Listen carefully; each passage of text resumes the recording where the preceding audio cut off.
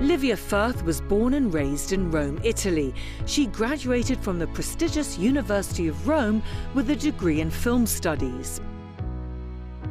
Her work as a documentary filmmaker exposed her to difficult issues, such as human rights and environmental abuses. She says this exposure motivated her to fight for people rather than simply recording their stories. The truth, responsibility lies in all of us. Whether we are a consumer, whether you are the government of Bangladesh, whether you are a brand that comes here to produce, you need to be held accountable.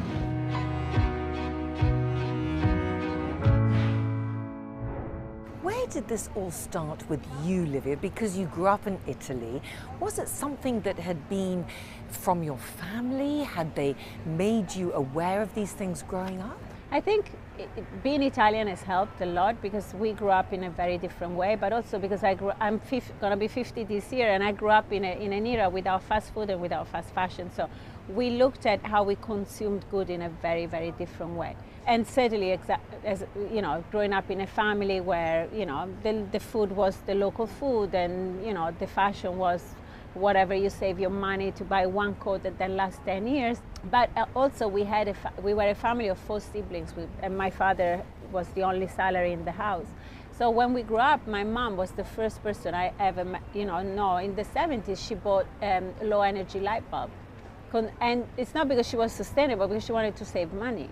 You know, so sustainability is that, you know, conversation about how do you save money by investing in things that make you consume less.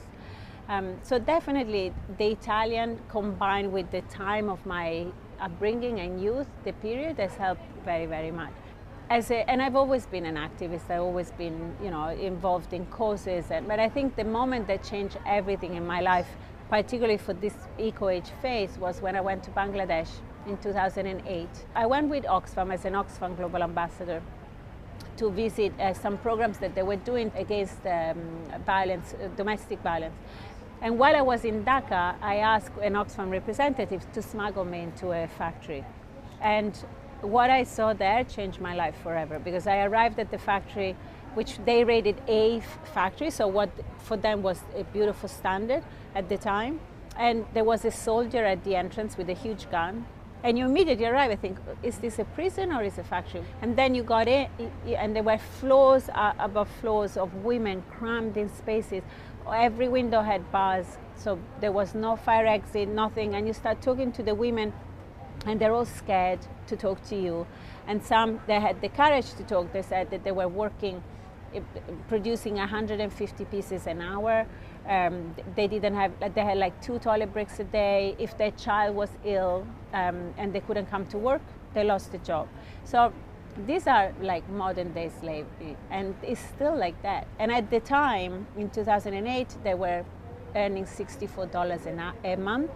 And Rana Plaza happened in 2013, which is the biggest industrial accident in history that killed more than 1,100 people, mostly women, in the name of fashion.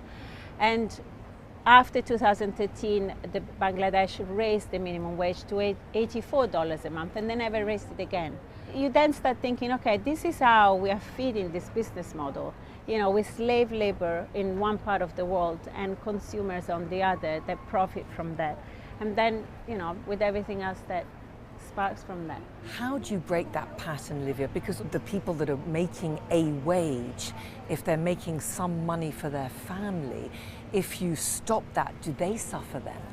No, and I completely don't buy that argument. And I think that is the argument that, you know, if you talk to the owner of H&M, he talks like he's doing development, he's bringing development to this country. But I think that these people are, you know, you wouldn't treat a human being like that in America or in England or in France or in Italy, never. And so it's not that you're giving them an economic, because these people have their own, you know, they can create businesses that are completely ethical. You can produce in those countries by valuing their lives, their job, allowing them to unionize, paying them a little bit more. The reason why they can't pay them more is because they have to produce such huge volumes and sell them in the shops so cheaply.